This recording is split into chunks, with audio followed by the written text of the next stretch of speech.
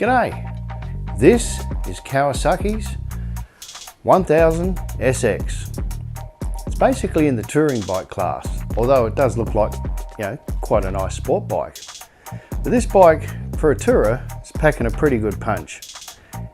So he's got a top speed of 152.8 mile an hour or 245 kilometers an hour.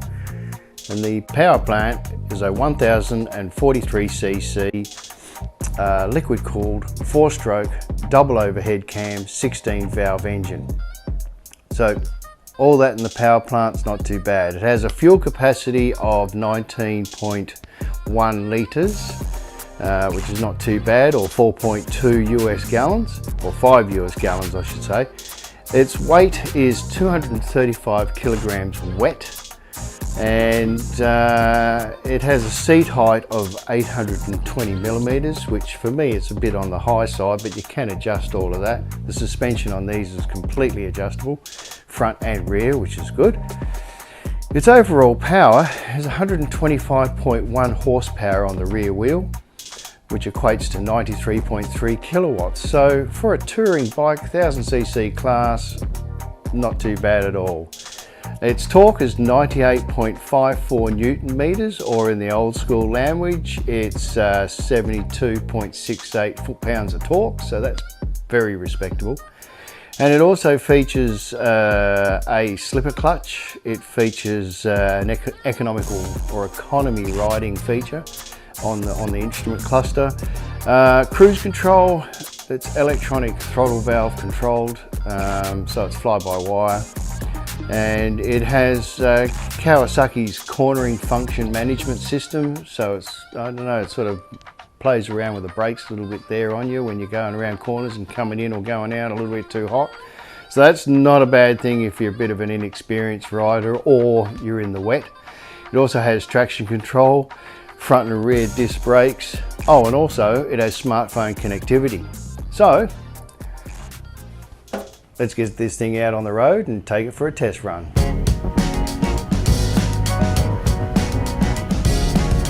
Okay, well, I'm going to start off here by going on about the clutch. I mean, the clutch on this bike is just incredibly light. Same with the gears. So it almost feels like I'm riding a 125 in terms of clutch and gears. Pretty amazing, really. All right, the next thing I'm noticing is I am sitting very upright, so that's fine. I've got absolutely no real weight on my wrists at all or anything like that. The seat, I will have to say the seat is pretty hard. I don't know how I'd go with a long ride on that seat. The handling of the bike, yeah, it seems quite good. It's pretty manoeuvrable. Not too bad. Not too bad for a tourer. Very light in the corners. No real sort of, push effort or anything like that. Visibility off the mirrors is okay-ish. I've definitely had better. But I will say the way the suspension is set up, it's way too harsh in the front end and way too soft in the back end for my liking. I don't know if you're to really push it into the corners, just how nice it would actually feel.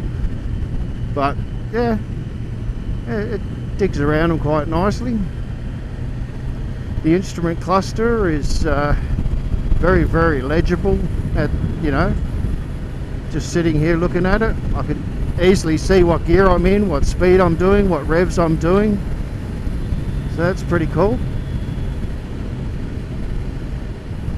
And the overall seating position, like I said, the seat to me is harsh. It's hard. Definitely ridden bikes with softer seats.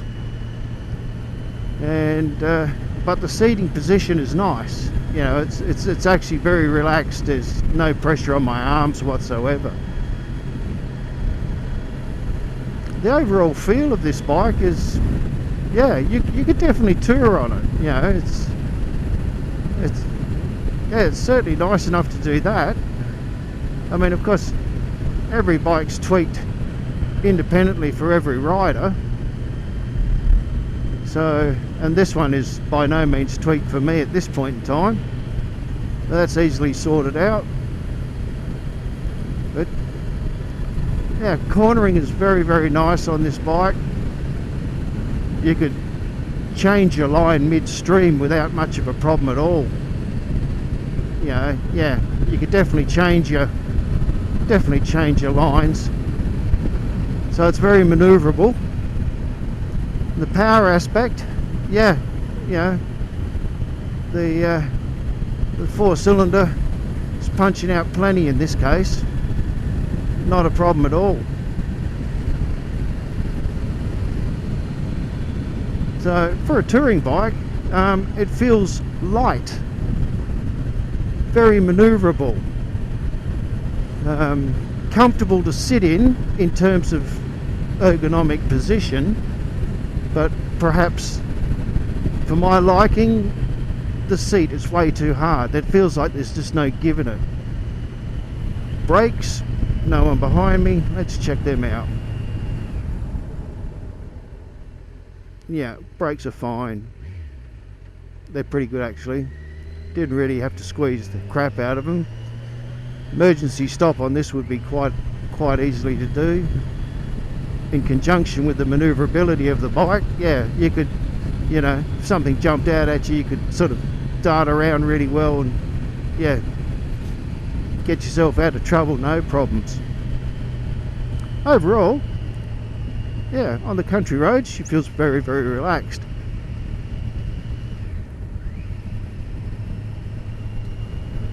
I do like the way how it corners. I really feel like I could just absolutely go ballistic in the corners in this thing, providing the suspension was better set up.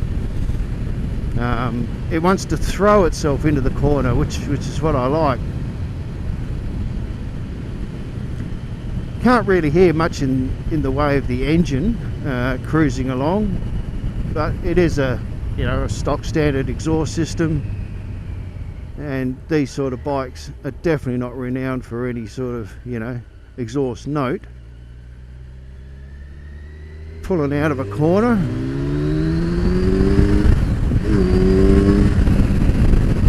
Yeah, it's got a bit of get up and go in it. Not bad at all.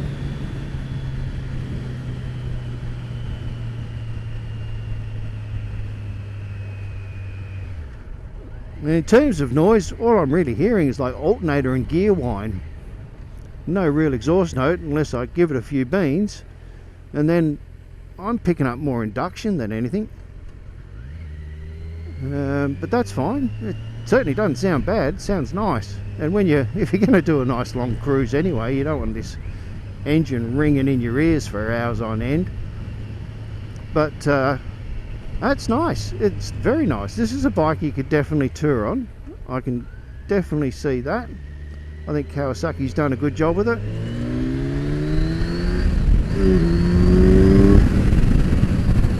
And she gets up and goes good.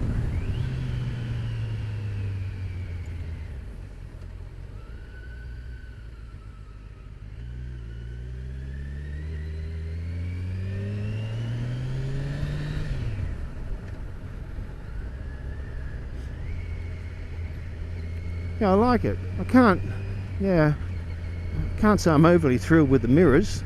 To me, I mean, the position of the mirrors, I mean, I did tweak them up for myself. The position of them is actually quite good, but I'm just not seeing enough.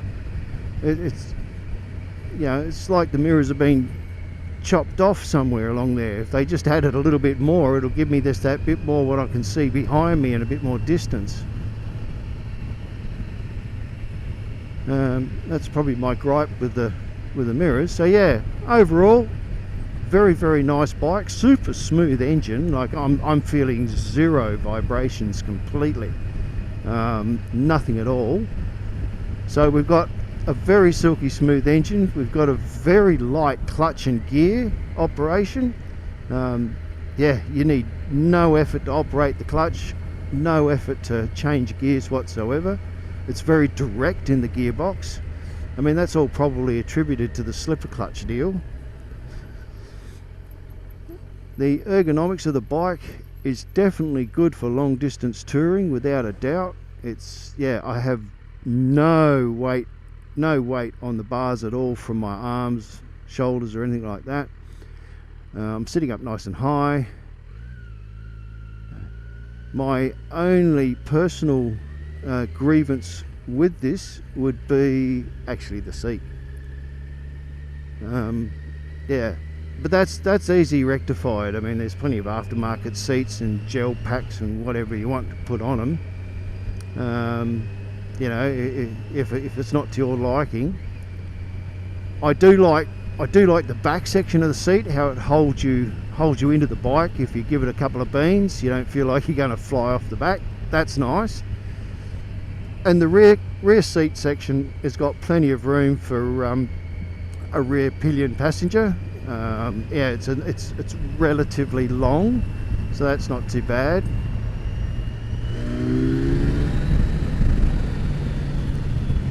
So you could definitely take two, you know, full-size adults on that. Loving the brakes. I can almost mark a spot on the road and stop exactly where I want to. So that's really cool. But yeah, overall, these 1000 SXs are a very nice bike. Very capable in the power department, very nimble. And just an enjoyable bike to ride, really. A lot of fun. A lot of fun. Something you really do feel like you could compete in the corners okay with, you know, some sort of sport bike.